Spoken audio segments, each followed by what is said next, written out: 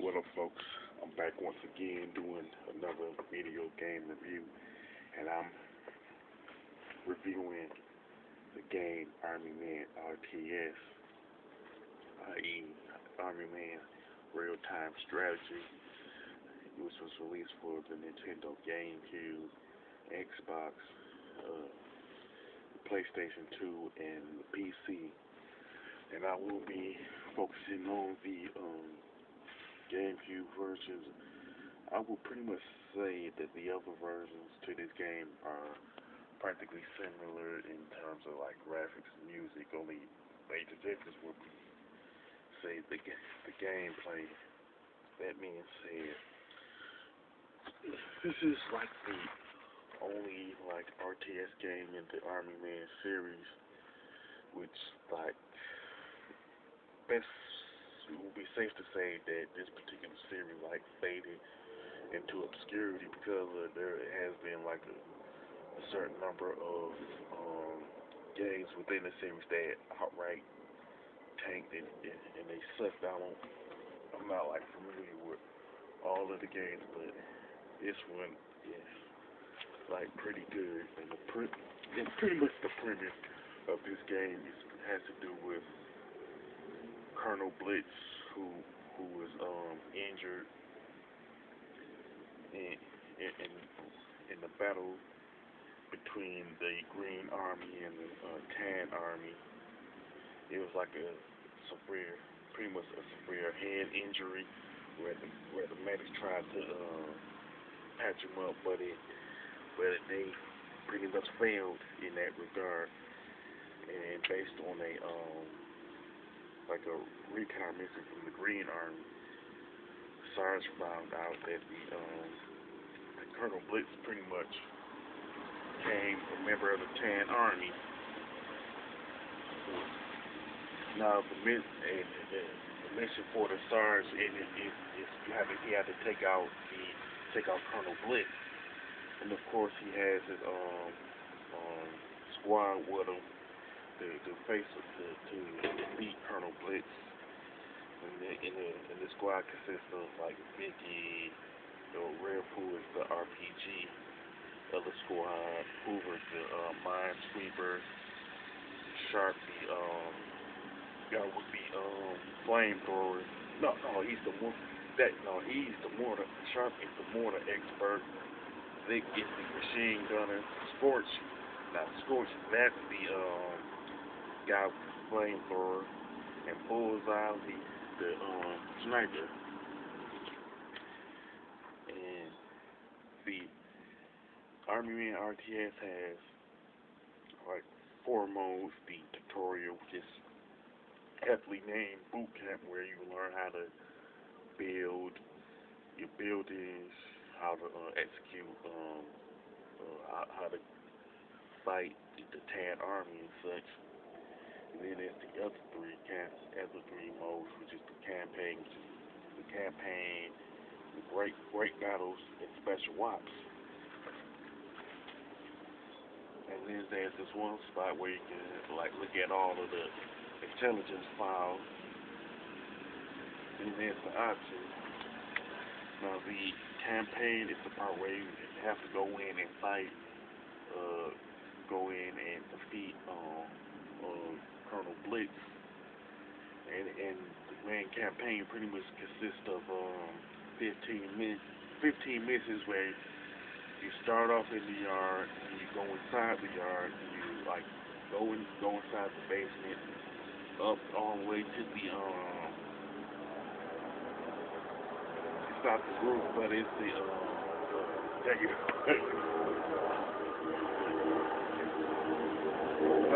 I'll probably think of it at a later time. You start outside the yard and you end up in the house. You know what I'm saying? Where you go upstairs, where you pretty much locate Colonel Blitz.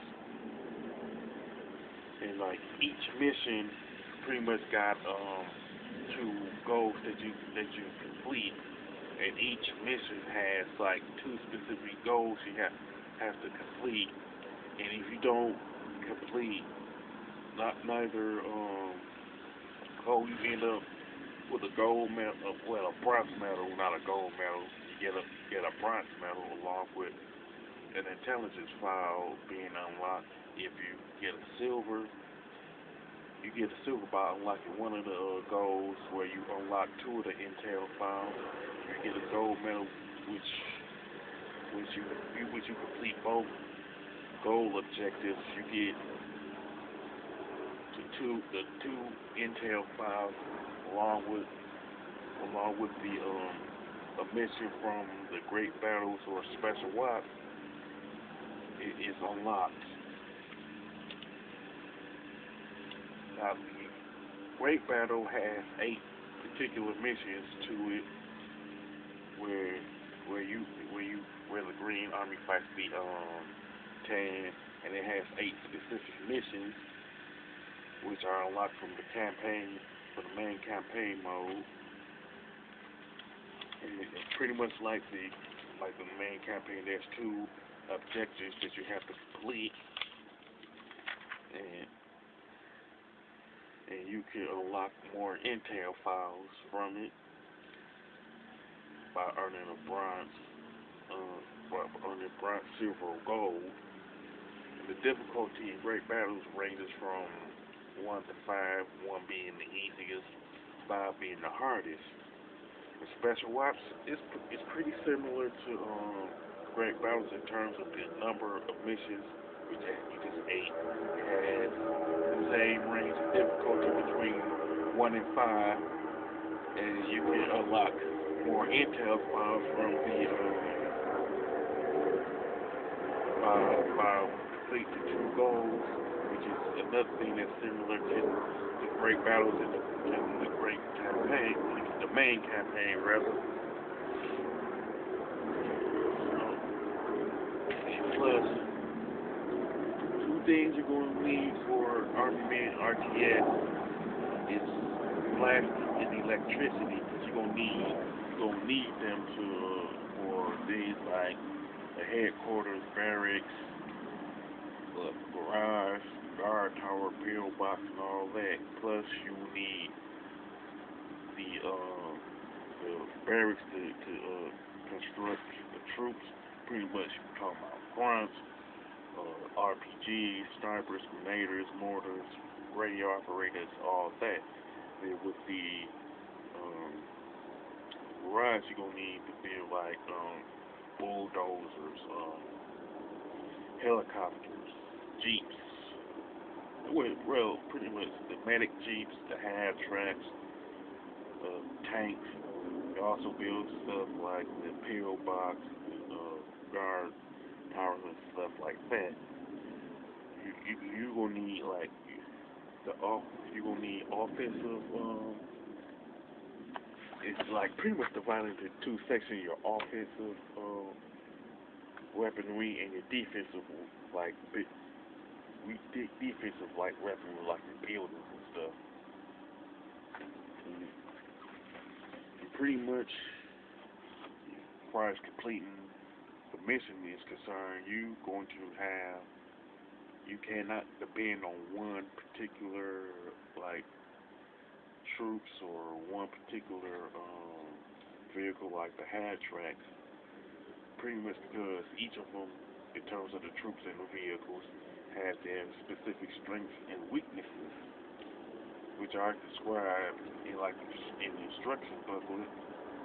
So you don't need every single troop that's available. You don't need every single vehicle, every single building that's available in this game to successfully complete each of the mission in the main campaign, the Great Battles and Special Ops.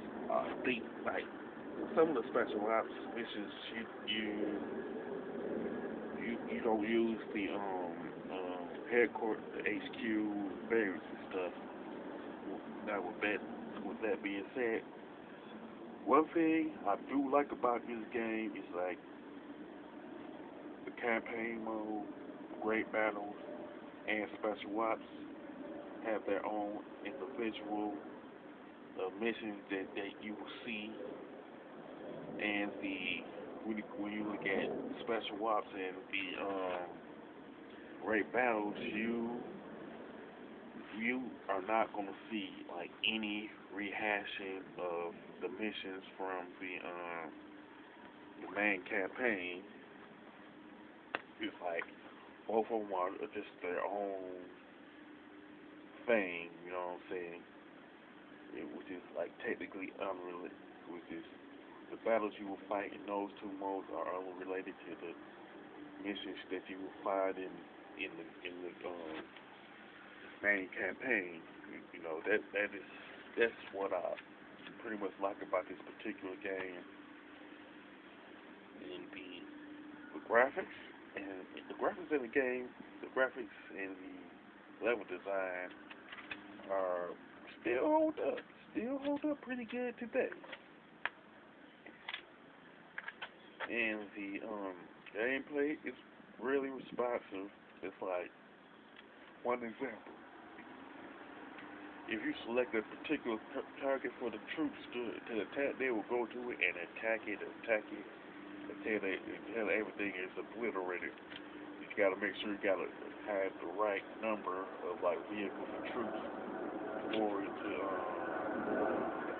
for them to obliterate the entire army in a particular mission. You know, another thing I like is it has a pretty good soundtrack. Honestly, yeah, it's not as good as say like Metroid Prime or something, or one of the other like games you find on GameCube, or even something on like PS2. But it's a pretty good soundtrack, you know. And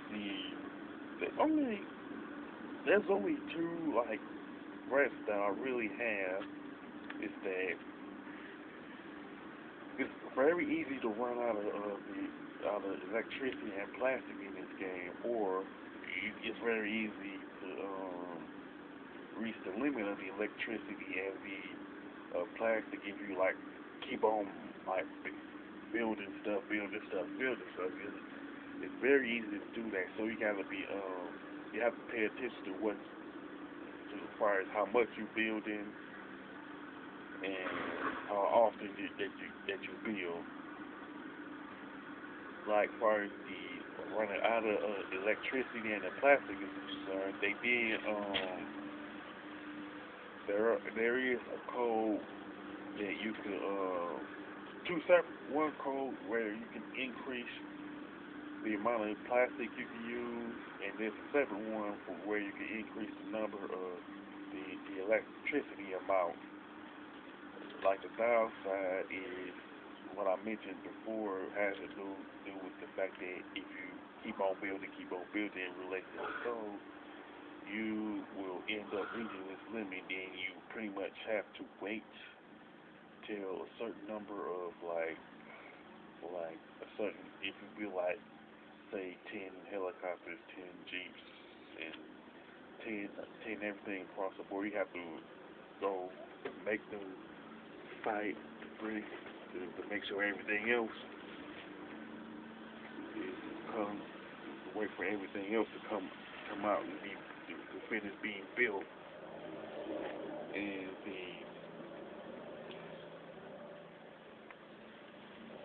another thing is like if your squad is like been like obliterated, but you haven't like necessarily failed the mission, you have to wait for some more troops, some more vehicles to come out.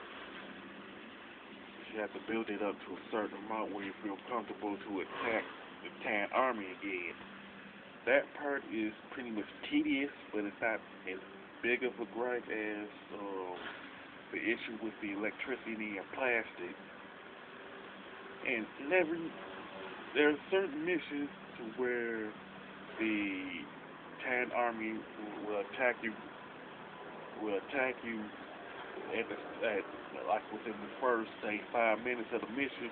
They'll come and attack you without like notice or whatever. Even they will say building being attacked, and it's It's more annoying than anything else, and not that big of a deal compared to the other two. But overall, those gripes are relatively minor from an overall perspective when you compare it to like the soundtrack, how good that is, how good the graphics and level design is, the gameplay, soundtrack, all that. So relatively minor from an overall standpoint. So me, I would give Army, Army Men RTS a score of an 8 out of 10. You know, but honestly, this is my opinion. It's kind of like a shame that the Army Man series pretty much faded into obscurity. You know, considering how good Army Man RTS is. To be truthful, only if a company could buy this particular series and bring it back. You know, that's like my opinion on the Army Man series. So, with that being said, if you played the game and you like it, or if you agree with what I said or disagree with what I said, don't hesitate to mention it in the comment section of the video. If you like what I said in the video, if you like the video from an overall perspective, don't hesitate to click on the thumbs up button. And don't forget to subscribe. This is your boy Big Mike 5989 signing off.